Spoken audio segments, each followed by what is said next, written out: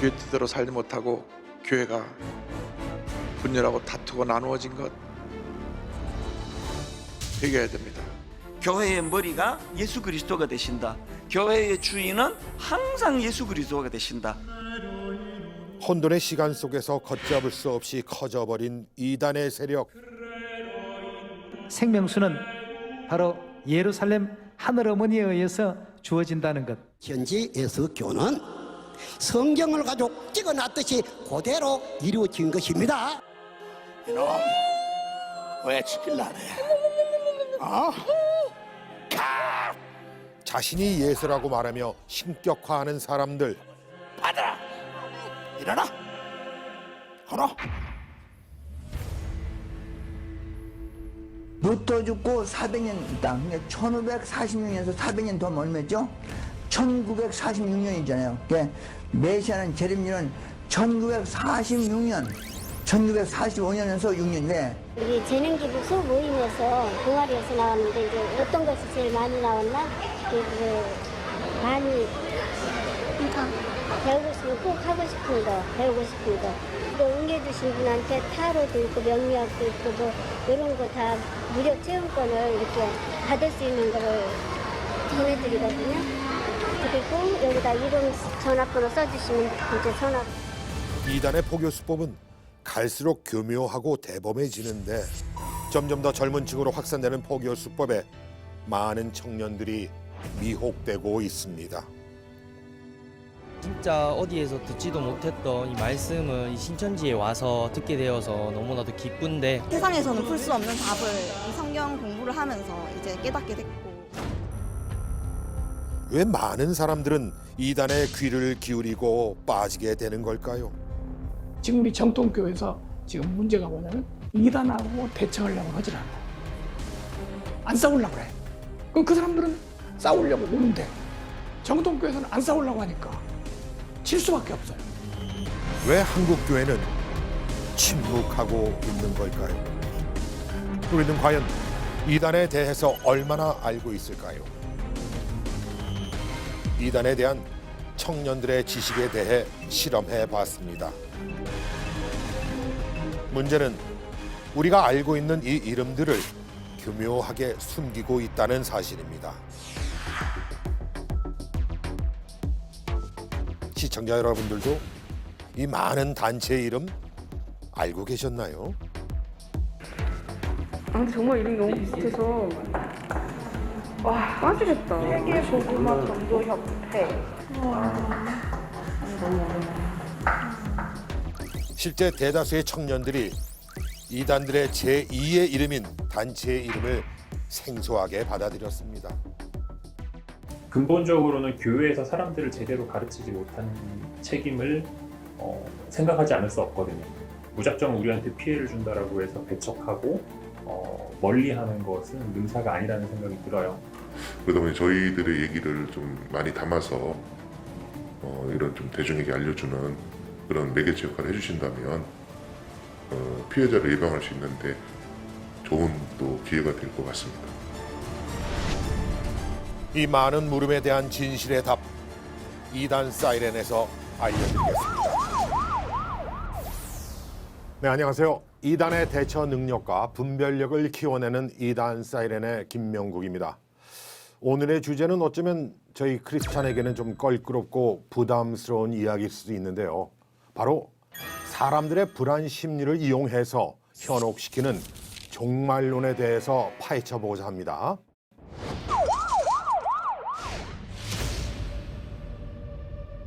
살인가스 테러 사건이 재산을 정리하고 공동유언장을 작성한 뒤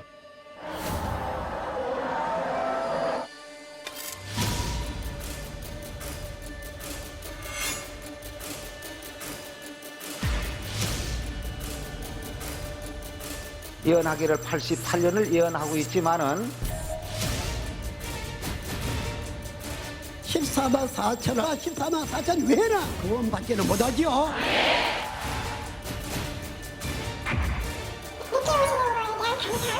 좀 더 시간 없었구나. 우리가 변하지 못해서.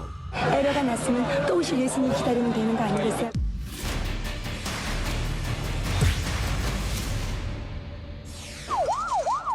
자, 오늘 함께해 주실 세 분의 전문가를 모셨습니다. 먼저 저희 이단 사이렌의 기둥을 책임지고 있는 바른미디어의 조미듬 대표님 나오셨습니다. 안녕하세요. 네, 안녕하십니까.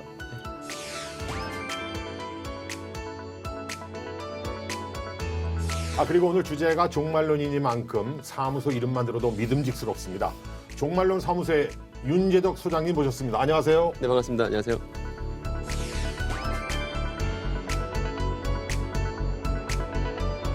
자, 그리고 오늘 특별히 종말론 하면 이야기가 나올 수밖에 없는 주제죠. 요한계시록에 대해서 말씀해 주실 이필찬 교수님 나오셨습니다. 안녕하십니까? 안녕하십니까?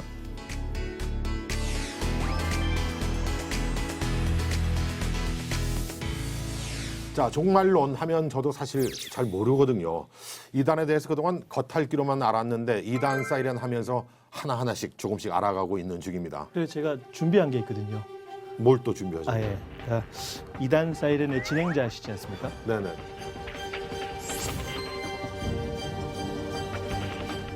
보통 이단 사입이 대체를 함에 있어서 제일 중요한 것 중에 하나가 정확한 정보거든요. 네. 정확한 정보라는 것은 그 단체가 어떤 단체인가 뭐 이런 것들부터 생각을 해야 되는데 그러려면 그 단체의 공식 명칭이 무엇인가를 좀 정확하게 알아야 될 필요가 있어요. 그렇죠. 왜냐하면 우리가 지금 그들을 부르는 별칭이 참 많고 실제로 그런 단체들은 그런 별칭들을 사용하지 않고 공식 명칭을 사용하는 경우들이 참 많거든요. 그래서 제가 이걸 준비했는데 한번 좀 풀어보시면 이거 어려운 거 아닙니까? 이거? 네. 야, 이게 그리고 제가 예. 펜도 준비했습니다. 아유. 네, 펜도 준비했으니까 제가 이걸로. 조미듬 대표님의 팬입니다. 네, 감사합니다. 네. 이걸 또 이렇게 받으시네요. 네네. 야, 이거 한번 선을 그어서. 소장님하고 교수님이 아시겠어요? 아는 것도 있고 또 모르는 것도 있을 것 같아요. 예. 못 푸실 것 같은데요. 그러니까요. 일단 제가 알기 편한 것만부터 좀 풀어야 되겠네요. 그다음에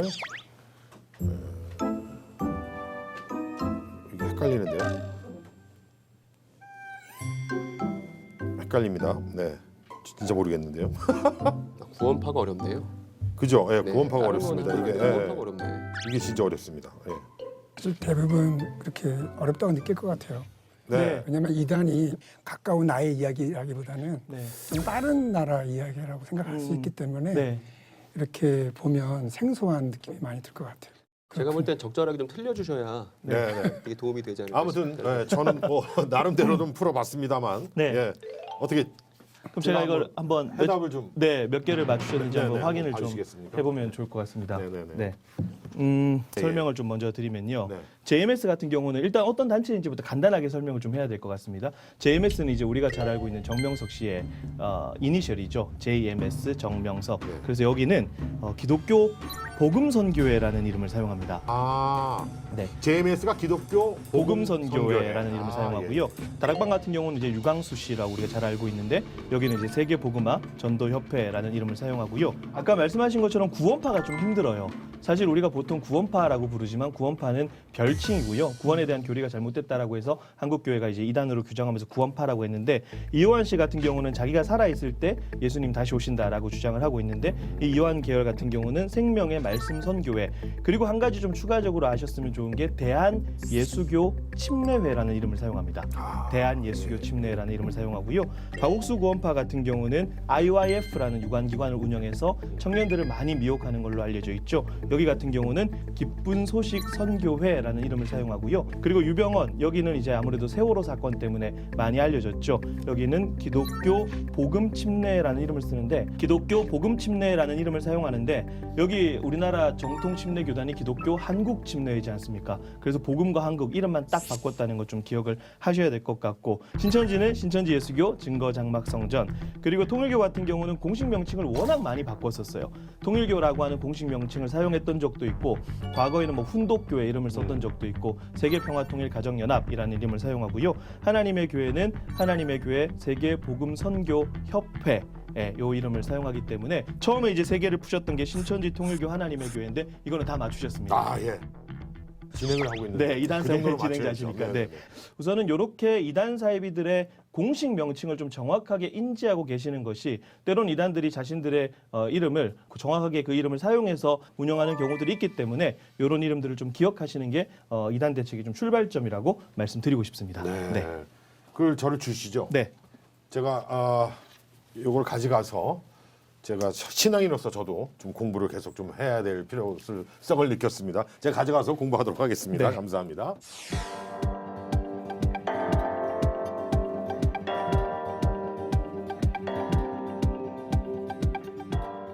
저도 이단이 종말론을 가지고 논다 뭐 이런 느낌도 계속 들고요. 또 종말하면은 일단 뭐 겁부터 좀 나기 시작은 하거든요.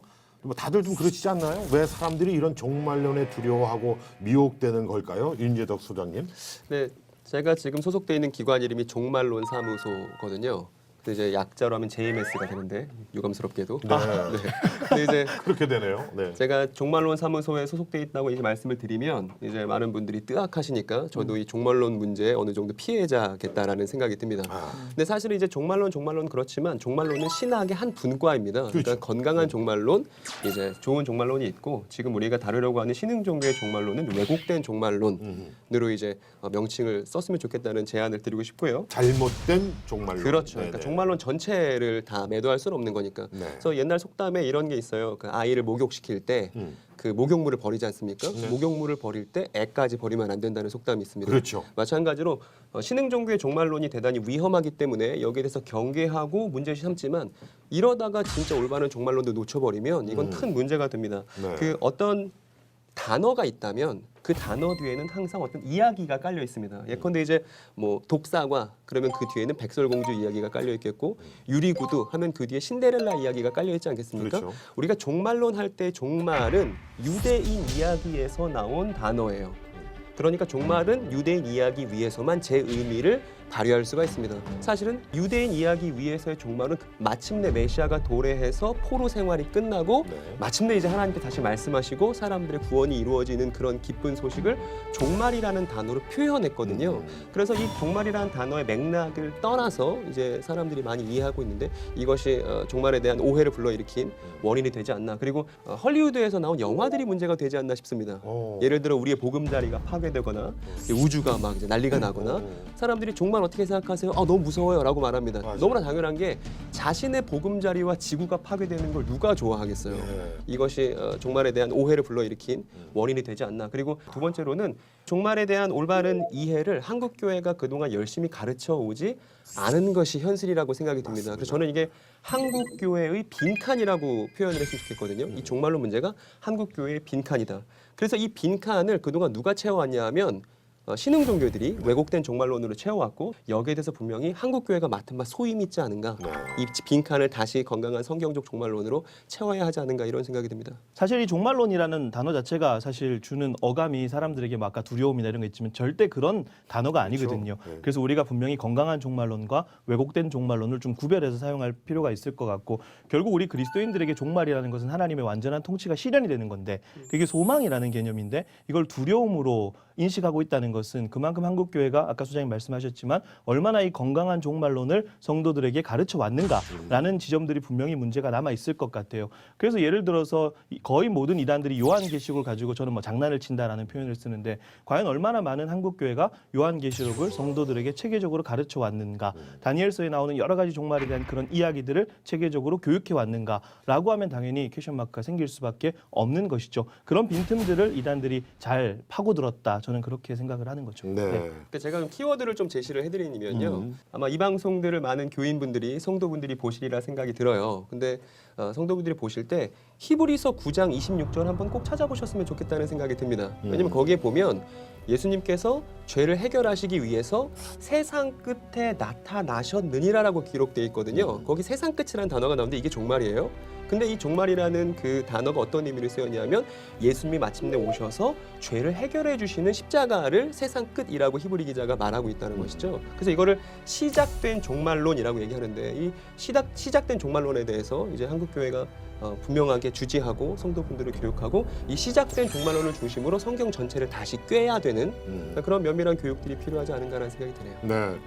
윤재석 소장님은 뭐 현장에서 직접 이야기를 또 많이 또 들으시기도 하시잖아요. 네. 이단들의 종말론은 구체적으로 어떤 건가요? 그러니까 이단들의 종말론 우리가 여러 가지를 살펴볼 수 있을 겁니다. 뭐 JMS도 그렇고 뭐 장막성전도 그렇고 또 우리가 다루는 신천지도 그렇습니다만 사실은 이런 다양한 종말론들을 우리가 여러 가지 보면서 결론을 내기를 어떻게 이런 걸 믿을 수 있나? 너무 이상하지 않은가? 이해 안 된다. 이런 식의 결론으로 가기 너무 십상이거든요. 그래서 저는 이거보다는 성경적인 종말론의 부재에 우리의 포커스를 맞췄으면 좋겠다는 생각이 들어요. 아까 조미듬 대표님도 말씀해 주셨습니다만 인간에겐 두려움이 있습니다. 내가 통제할 수 없는 미래에 대한 두려움. 근데 그 두려움을 종말이란 이름으로 부르고 이걸 마치 신흥 종교의 수장이 해결해 줄 것처럼 만드는 새로운 이야기가 신흥 종교의 종말론입니다. 근데 다시 한번 건강한 종말론 이야기로 돌아간다면 그 메시아께서 나타나셔서 사랑으로 악을 해결하시기 시작했다는 것이 종말의 바른 의미라서 저는 이 종말론을 사랑의 종말론이라고 부르고 싶거든요. 건강한 종말론은 사랑의 종말론이다. 그래서 이제 예수님으로부터 종말이 시작되고 예수님의 재림으로 그 종말이 완성됩니다. 그러니까 예수님만이 종말의 시작과 끝이에요.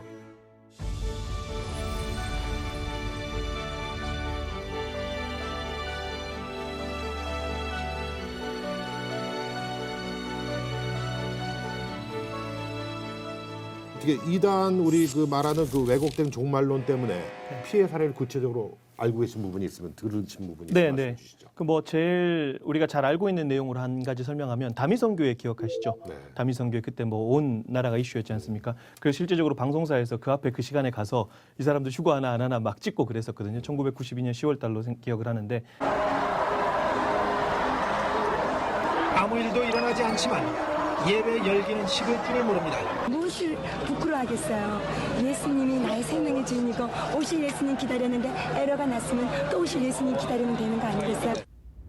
근데 다미선교회를 이끌었던 이장림 씨가 구속이 돼요. 그 사건 이후로. 구속이 된 명목이 뭐냐면 사기입니다. 사기를 쳤다라는 거죠. 그래서 우리 일관되게 어떤 판례가 있냐면 허황된 교리를 주장해서 여기서 법원에서 허황된 교리라는 표현을 쓰거든요. 근데 거기에 허황된 교리는 뭐냐면 자기가 모든 병을 고칠 수 있다라고 얘기하던가 특정한 날짜에 종말이 온다고 주장하는 이런 것들을 허황된 교리라고 법원이 표현합니다. 그런 걸 주장하면서 사람들의 재산을 갈취했을 때 이 신도라고 하는 사람들이 자발적으로 돈을 내든 뭐 속아서 돈을 내든 그거와 상관없이 처벌할 수 있다. 사기죄로. 이게 우리나라의 판례고 그런 판례들이 굉장히 많습니다. 그래서 이런 종말론들을 보면 절대로 재산 갈취와 뗄래야 뗄 수가 없어요. 이게 어떤 예가 있었냐면 다미성교회가 92년도에 종말이 온다고 했는데 93년도에 총회 소집 공문이 있었어요. 그러니까 92년에 종말이 온다고 93년도에 총회 소집을 하겠다라는 공문도 있었고 그리고 결정적으로 이장림 씨 집에서 93년도에 만기가 되는 환매체가 발견이 돼요. 그러니까 자기가 믿지도 않고 그렇게 전했다라는 거죠. 하나님의 교회 문제도 차차 다루겠지만 거기도 결국엔 재산 헌납이거든요. 11조보다 건축원금이 압도적으로 많이 높고 왜냐하면 종말 때에 하나님의 교회 건물 안으로 들어와야 여기가 피난처다. 그렇기 때문에 건물을 지어야 되는 거거든요. 그러니 거기서 모든 신도들의 재산을 갈취해서 부동산으로 바꾸는 거죠. 결국 이 종말 문제는 항상 재산 갈취의 문제와 함께 간다. 우리가 그렇게 기억을 하면 될 것 같습니다. 재산 헌납. 네네. 네. 자, 종말에 대해서 우리 성경적 해석을 좀 부탁 좀 드리겠습니다. 이필찬 교수님. 네. 사실 종말 그러면 쉽게 말하면 끝이잖아요. 네. 그러니까 끝이 있다는 것은 시작이 있다는 거죠. 그렇죠. 네. 그 시작을 우리는 창조라고 말하는 것이고요. 그 완성을 우리는 종말이라고 말을 합니다. 그러면 창조와 종말의 관계가 어떤 관계냐? 성경에 기록된 내용대로 이야기를 하면 인간이 타락을 했습니다. 타락은 인간의 불순종으로 말미암아 초래된 결과죠. 그래서 하나님은 완전하고 신실하시기 때문에 한번 시작한 것, 한번 창조하신 그 창조의 계획을 포기할 수 없으셨죠. 그렇죠. 그래서 이 창조 회복의 역사를 이끌어 가셔요. 요한계시록 21장 1절부터 5절에도 보면 에덴 모티브가 나오거든요.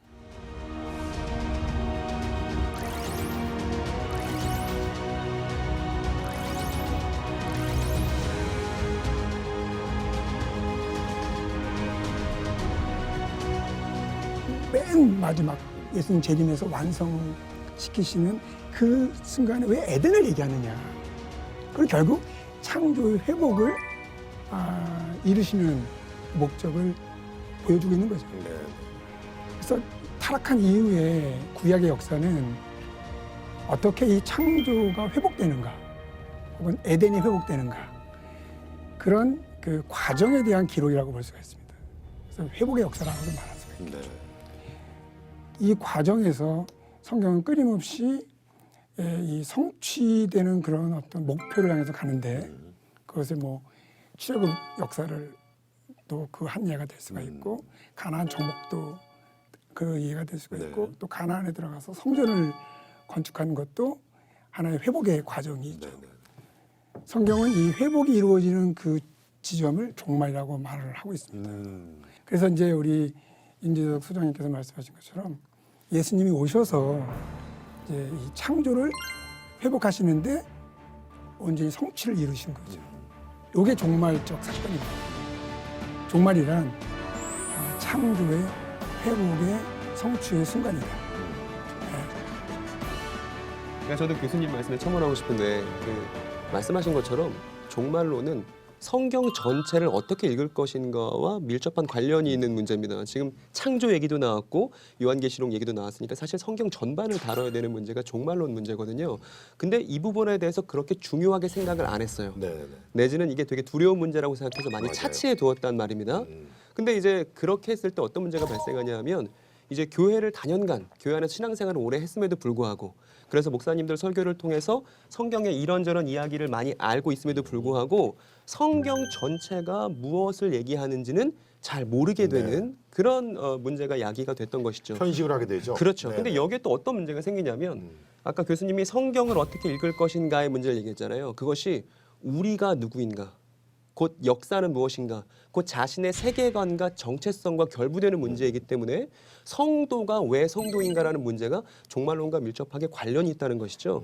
그래서 신흥 종교들이 이런 종말론 문제에 천착하는 것은 새로운 정체성을 사람들에게 배양해야 하기 때문입니다. 그러면 이 문제에 대해서 한국교회가 가장 잘 대처할 수 있는 방법은 정말 우리다운 종말론, 우리다운 성경 이해, 우리다운 시작과 끝, 이 얘기를 했어야만 했다는 것이죠. 그런데 지금도 여전히 이게 빈칸으로 남아있는 게 한국교회의 큰 아픈 문제가 아니겠는가라는 생각이 듭니다. 제가 신천지 교인들을 만나서 이야기를 하게 된 지 좀 시간이 됐는데요. 사실 저는 신흥 종교 문제, 특히 신천지 문제에 별로 이렇게 관심이 없었던 사람 중에 한 사람입니다. 저는 다만 성경 전체를 어떻게 볼 것인지에 대해서 연구했었던, 그리고 10년간 어린이들에게 그런 이야기들을 전달했었던 어린이 전도사였거든요.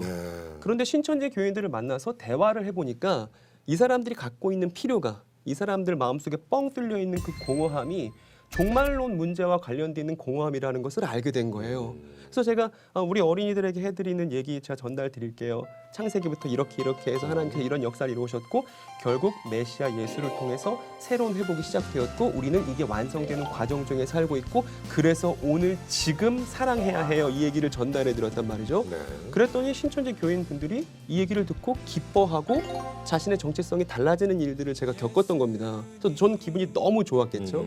그래서 이게 우리 어린이들을 기쁘게 만들 수 있고 또 신천지 교인분들에게 이게 필요하다면 저는 그 신천지 교인분들이 대단히 이상하고 이해 안 되는 사람이라기보단 성경적 종말론을 너무나 알고 싶은 잠재적 하나님의 사람들, 뭐 이런 표현을 쓰면 어떨지 모르겠습니다만 그런 생각이 많이 들었어요. 저 한 가지 말씀드리고 싶은 것은 이제 교수님 말씀하시고 수장님 말씀하셨던 거에 100% 공감하면서 그럼 도대체 왜 이런 문제가 발생했을까를 생각을 해봤어요. 한국교회 안에서 왜 이렇게 됐을까? 지금까지 한국교회에서는 지나치게 개인의 구원, 나 하나 예수 믿고 소위 말해서 천당 간다라고 하는 것에 지나치게 초점이 맞춰 있었어요. 그러다 보니까 전도할 때도 모든 맥락들을 다 축소시켜서 죄를 지었어요. 네, 죄의 구원자는 예수님이에요. 당신 예수님 믿으십니까? 따라하세요. 영접 기도하고 구원받았습니다. 짝짝짝 라고 이렇게 도식화시켜버린 부분. 그러다 보니까 너무 지나치게 나 하나 예수 믿고 천국 간다라고 하는 이 도식이 만들어진 것. 그것이 좀 한국교회 이런 분위기를 만들었지 않나라는 생각을 하게 되는 거죠. 그래서 내가 이제 구원받았으니까 나 이제 뭐 해야 돼? 교회에서 봉사해야 되는 거죠. 헌신해야 되는 거죠. 그러다 보니까 성경을 보는 시간보다는 교회에서 시간을 보내는 시간이 오히려 더 많아졌다라는 거. 그래서 내가 이렇게 봉사하고 헌신하면 뭐야? 내가 구원받아서 천국 가서 거기서 상급이 많이 쌓일 거야. 그러니까 어떤 분들은 더 많이 가서 거기에 뭐 황금집이 지어져 있을 거야. 라고 하는 이런 도식들 때문에 이런 문제가 일어났기 때문에 한국교회 저변에 깔려있는 그런 종말에 대한 개인의 어떤 종말에 대한 문제들이 조금씩 개선되지 않으면 사실 이거는 큰 수술, 대수술을 해야 되는 문제라고 생각을 하거든요. 저는 꼭 필요할 것 같아요. 대수술까지 필요하지 않을 것 같아요. 작은 관점 하나만 바꾸면 될 것 같거든요. 왜냐하면 사회자분이 무슨 글을 썼다고 가정해 봅시다. 그 땅에 묻어놨어요. 그래서 시간이 2000년이 지났습니다. 그리고 그 글을 누군가 발굴해서 연구한다고 치면 당연히 그 글을 썼었던 저자와 그 쓰였던 그 시기에 입각해서 그 글을 연구하는 것이 자연스럽고 바람직하지 않겠습니까? 그러니까 종말론 이야기를 하면 당시 유대인들은 어떻게 생각했을지를 보면 돼요. 그럼 아까 교수님 말씀하신 것처럼 역사적 차원에서 또 하나님의 시각에서 종말에 어떤 일을 벌이실지에 대한 유대인들의 기대를 우리가 성경에서 확인할 수가 있습니다.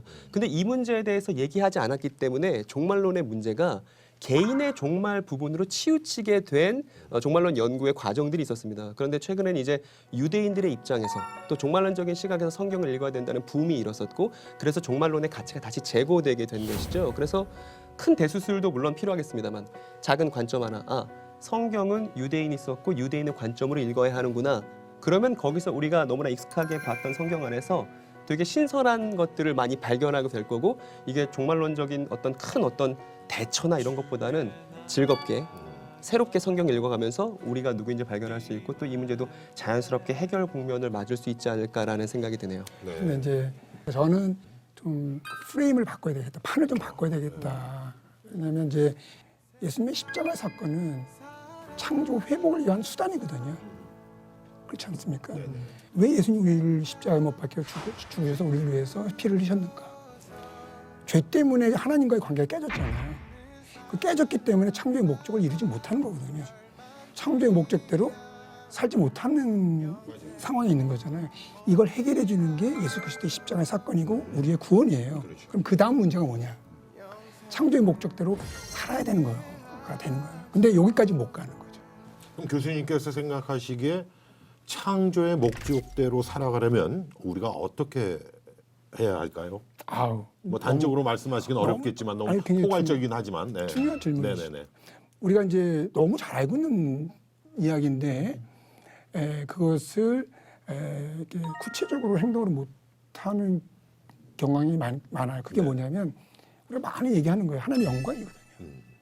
좀 더 구체적으로 말하면 전도도 저는 하나님의 영광을 드러내는 아주 구체적인 행위라고 생각합니다. 그러니까 전도라는 것을 이런 하나님의 영광이라고 하는 차원에서 접근해 보면 우리는 한 영혼을 구원한다, 천국 가게 한다 그런 차원에서 전도를 생각하는데 충분하진 않는 거죠.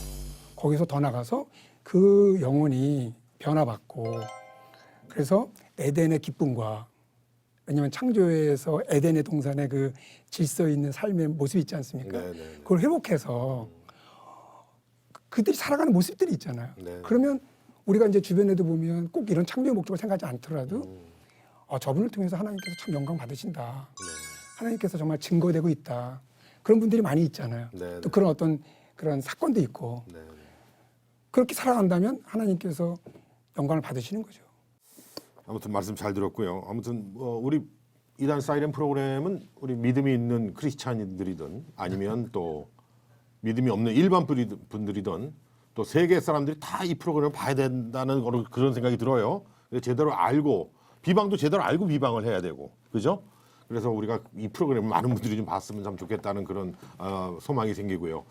윤재덕 소장님 창조의 지금 말씀하신 창조의 목적 그리고 하나님의 영광을 드러내게 살려면 또 어떻게 살아야 한다고 또 구체적으로 말씀해 주신다면요. 일단 제가 기분이 지금 너무 좋아요. 왜냐하면 제가 이런 얘기를 너무 하고 싶었는데 이런 자리를 만들어 주신 구티피 관계자 여러분들께 너무 감사를 드리고 얼마 전에 이제 저희 아버지랑 이제 아침 식사를 하고 나면 아버지랑 이런 얘기들을 많이 합니다. 근데 아버지 질문이 이런 거였어요. 야 제덕아 영광 돌린다는 게 무슨 뜻이냐? 뭐 이런 거였거든요. 그러니까 하나님을 뚜렷이 드러내는 거거든요. 그러면 하나님이 어떤 분이신가를 물어야 되잖아요. 그러면 우리는 하나님이 어떤 분이신가라는 질문에 대해서 예수 그리스도를 경유하지 않고 답하지 않습니다. 그래서 바울도 예수 그리스도를 본받는 삶, 또 자기 자신, 그 예수 그리스도를 따르는 자기 자신을 본받는 삶에 대해서 얘기하지 않았습니까? 그냥 내가 그리스도를 따라가는 삶 속에서 누군가가 너 왜 이렇게 멋있게 살아? 쟤 되게 그리스도 믿는 애인데 되게 멋있게 산다라고 나에게 말해주지 않더라도 걔가 그런 생각을 갖고 있으면 그러면 오른손이 하는 일 왼손이 모르면 그만이에요. 내가 하나님 영광을 돌렸는지 안 돌렸는지 신경 쓰지도 않은 새에 이미 영광이 돌려 있겠죠. 그리스도의 모습이 드러나 있겠죠. 그런 삶을 공동체적으로 개인이 아니라 집단적으로 살 수 있는 그런 형태를 제공하는 게 교회의 필요고 교회 목적이지 않을까라는 생각이 듭니다. 네, 뭐 숨 쉬는 것조차 우리 호흡조차도 하나님의 영광을 드러내는 그런 호흡과 숨 쉬기가 되면 그게 가장 알맞는 것이 아닌가 싶습니다. 어떻게 됐든 뭐 큰 수술이든 작은 수술이든 우리 목회자분들이나 또 우리 성도들이 다시 한번 이 믿음에 대해서 다시 한번 정립을 좀 해야 될 필요성을 느끼게 되는데요. 자, 그렇다면 이들이 말하는 왜곡된 종말론이 성경에 있는 내용을 가지고 잘못된 해석을 하고 있는 거죠, 이피철 교수님? 네. 네, 거기에 대해서 한번 말씀해 주시죠. 가장 대표적으로 14만 4천 예를 들어서 한번 말씀을 나누고 싶은데 요한계시록에 보면 10이라는 숫자가 적지 않게 나옵니다. 예를 들면 문이 있는데 12문이 있고요. 12기초석이 있습니다. 그리고 성벽의 높이가 144규빗입니다. 그리고 새 예루살렘의 가로 세로 높이가 12,000스타디온. 그래서 새 예루살렘을 표현할 때 사용되는 10이라는 숫자가 왜 이렇게 많이 사용되는가. 잘 아시겠지만 구약의 12지파 그리고 신약의 12사도 11명도 아니고 10명도 아니고 왜 굳이 12명이어야 되느냐. 이거는 구약의 12지파의 성취로 이루어질 교회를 세우기 위해서 그 기초를 12사도를 뽑으신 거거든요. 그래서 성경에서 기본적으로 10이라는 숫자는 하나님 백성의 수입니다. 그런 구약의 그 신약의 이런 10이라는 숫자를 사용해서 요한계시록에도 하나님의 백성을 표현할 때 사용하고 있는 것이죠. 그럼 14만 4천으로 돌아와서 14만 4천이면 것이 뭐냐. 뭐 신천지가 14만 4천을 가지고 장난친다고 말을 표현할까요? 그러니까 이단이 14만 4천을 가지고 사용하기 참 좋은 게 결집력, 그리고 응집력, 그리고 대타성 이거를 보여주기에 가장 적절한 숫자이거든요. 그런데 말씀드린 것처럼 14만 4천이라는 숫자가 12 곱하기 1000이라는 숫자로 구성됐다는 것은 쉽게 알 수가 있어요. 예. 1000이라는 숫자는 내가 1000대까지 복을 주겠다. 그 말씀은 1001대에서는 복을 끊어치겠다는 뜻이 아니죠. 영원히 복을 주겠다, 완전히 복을 주겠다. 그래서 1000이라는 숫자는 영원성, 완전성의 의미를 갖습니다. 그러면 이것을 여기다 적용하면 두 개의 10에 의해서 하나님의 모든 백성. 근데 그 백성은 덜함도 없고 더함도 없는 백성이에요. 네. 하나님이 구원하시고자 하는 모든 백성인 거죠. 그렇다면 이 14만 4천이 이만희 교주를 추종하는 그런 사람들에게 국한된 그런 의미가 아니라 예수님을 구주라고 고백하는 그리스도인이라고 한다면 누구도 예외 없이 14만 4천에 다 들어갈 수가 있다. 이렇게 말씀을 드릴 수가 있습니다. 그래서 가장 대표적으로 신천지를 비롯한 이단이 가장 용이하게 호도할 수 있는 그런 대상으로 14만 4천을 뽑을 수가 있는데 그들이 주장하는 것과 전혀 다른 의미를 갖고 있다. 네, 그런 말씀을 드릴 수가 있겠습니다. 저는 뭐 이렇게 좀 비유를 하고 싶어요. 우리 기존 교회들이 우리 사람들이 우리가 온몸이 다 근육을 다 잘 써야지 건강하지 않습니까? 우리 기존 교회에서의 어떤 그런 믿음이나 신앙생활이 안 쓰던 근육을 우리 이단들은 그 근육을 쓰게 만들어서 굉장히 건강에 좋게 만드는 것처럼 보이지만 그 안 쓰는 근육만 너무 쓰다 보니까 그것이 너무 확장되고 그것이 암덩어리가 되고 결국 그것을 사람이 죽이는 거 아닌가. 또 이렇게 좀 비유를 해보고 싶어요. 그래서 유익한 시간이 아닐 수가 없습니다. 정말 잘못된 또 왜곡된 종말론에 대해서 믿고 있는 신도들이 참된 진리를 알았으면 하는 바람입니다. 자, 윤재덕 소장님, 호생기도원, 장막, 성전 이런 것들이 되어 있는데 윤재덕 소장님께서 좀 설명을 좀 덧붙여 주시죠.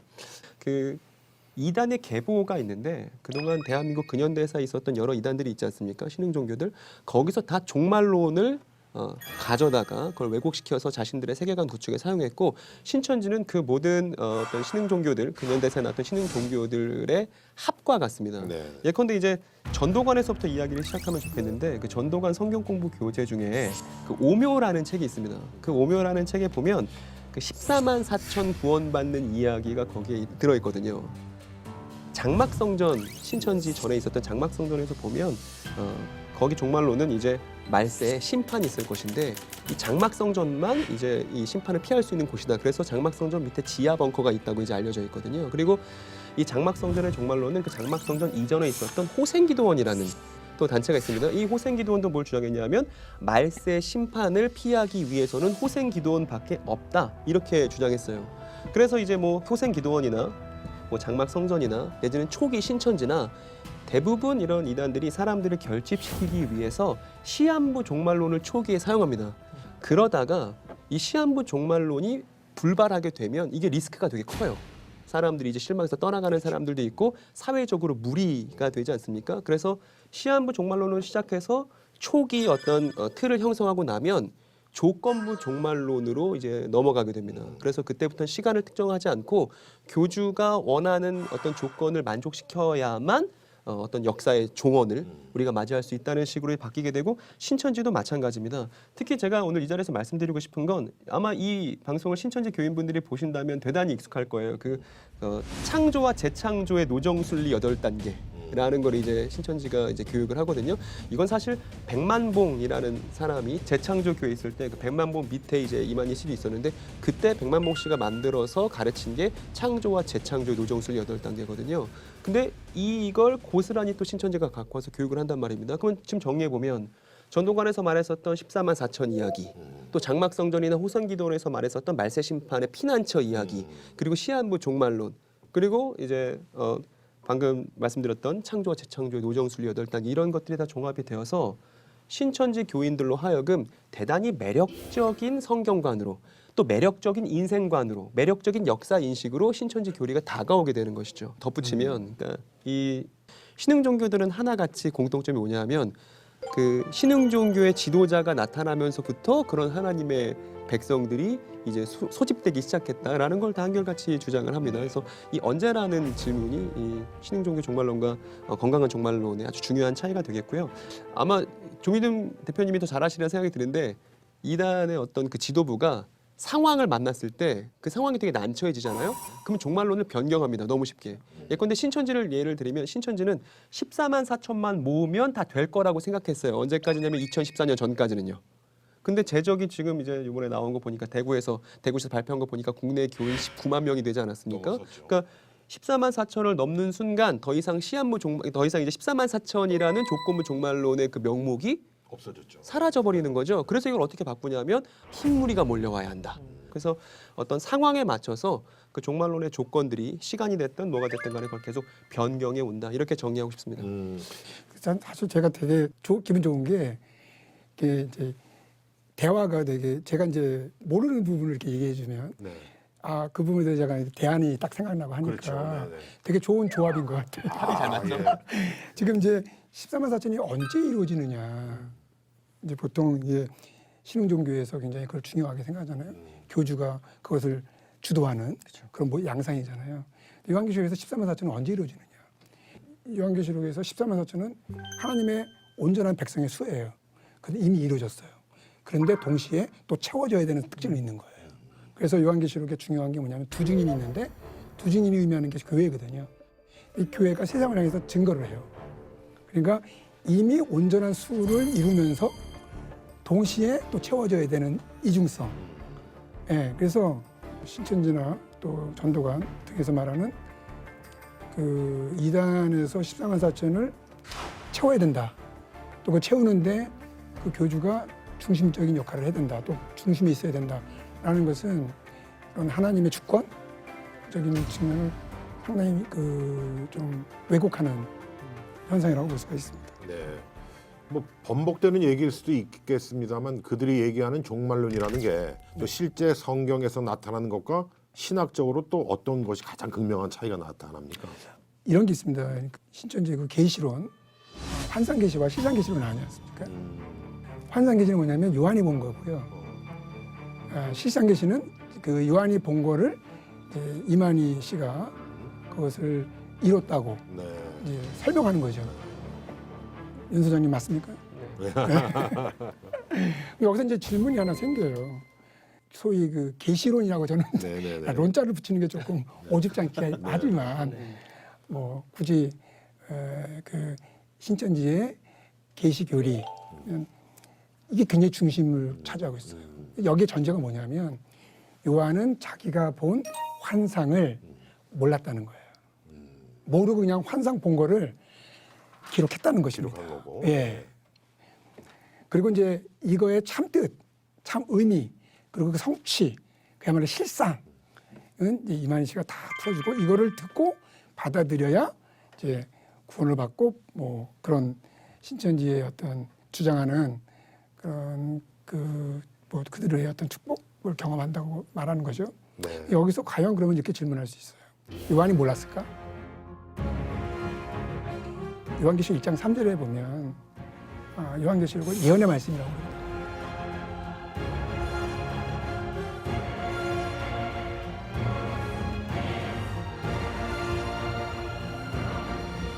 보통 예언 그러면 우리가 어떤 생각을 하냐면 미래에 대한 이야기다. 네. 예, 그런 생각을 해요. 김명국 선생님께서도 네네. 그렇게 생각하시는 물론이죠. 예. 경향이 있죠. 예. 미래를 점친다. 그리고 예. 그리고 이제 한자도 보면 이 미래의 자다가 말씀원이에요. 그렇죠. 그렇게 생각하면 요한이 본 환상을 모르죠. 미래에 대한 이야기니까. 예. 그러니까 이게 먹히는 거예요. 요한계시록 예언의 말씀이라 했고 예언이라고 하는 것은 미래에 대한 이야기니까. 그러면 성경에서 말하는 예언이 뭐냐 이 질문을 해야 되겠죠. 네. 저는 이 예자를 맡길 예자를 쓰고 싶어요. 예금할 때 예. 네, 예. 어는 맡긴다 할 때. 그렇죠. 예. 말씀을 맡아서 하나님의 그 메신저로서 하나님의 뜻과 계획을 대언하는 행위다. 또 그런 내용이고 또 예언자를 그런 사람이라고 보는 거죠. 구약의 예레미야나 이사야나 에스겔을 보면 미래에 대한 이야기도 물론 있습니다만 과거 창조에 대한 이야기도 있거든요. 창조가 출발점이에요. 그리고 종되었던 애굽에서 너희를 건져내신 여호와라. 출애굽 사건. 굉장히 중심된 메시지입니다. 그리고 거기에 덧붙여서 창조주시며 구속주신 하나님을 이스라엘 백성들이 배반하고 배도하고 떠났다. 그래서 죄를 지적하잖아요. 이건 현재적인 거죠. 그렇죠. 그 죄에 대한 심판과 회복은 미래적인 것이거든요. 그러니까 창조, 구속, 죄에 대한 지적, 그리고 심판과 회복. 이것은 하나의 메시지예요. 분리될 수 없는. 이게 예언의 말씀이거든요. 네, 네.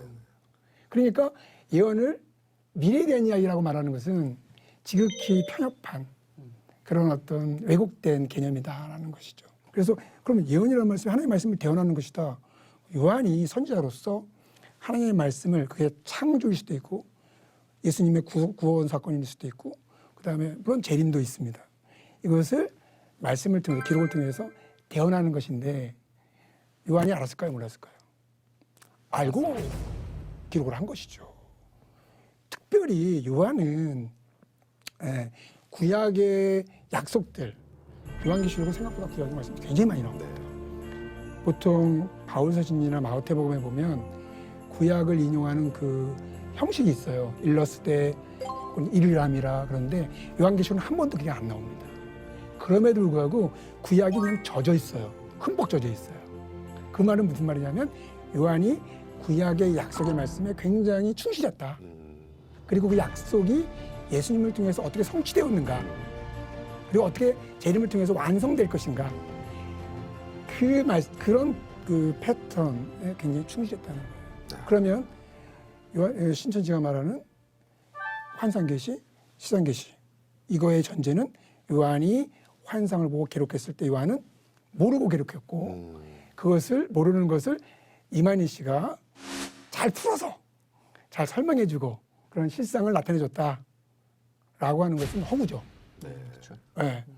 그러니까 우리가 조금만 잘 그 정리를 하면 얼마나 이런 이단의 그런 그 가르침들이 허구인가를 발견할 수가 있고요. 거기에 이제 우리가 꼭 반드시 생각할 것은 과연 우리가 전통적으로 알아왔던 것이 과연 옳은가?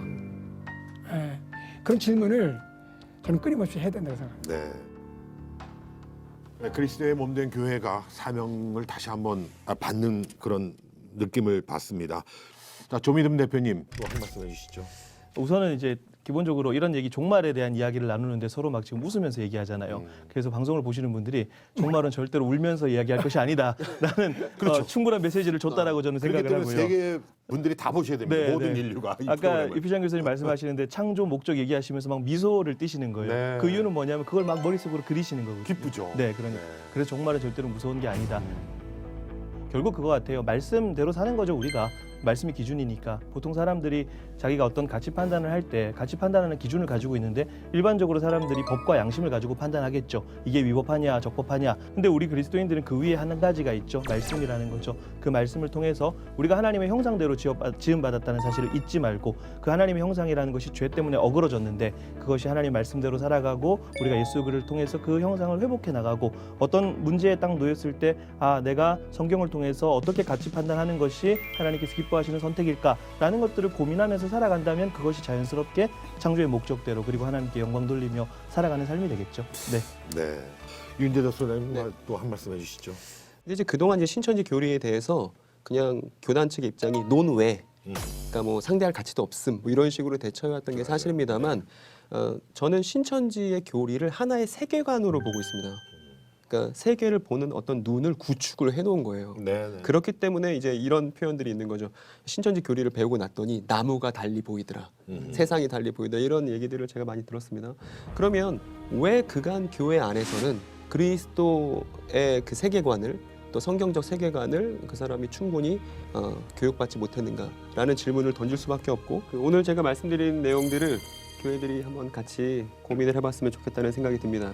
그리고 오늘 나와서 말씀해 주신 세 분의 전문가들 너무 감사합니다. 수고하셨습니다. 수고하셨습니다.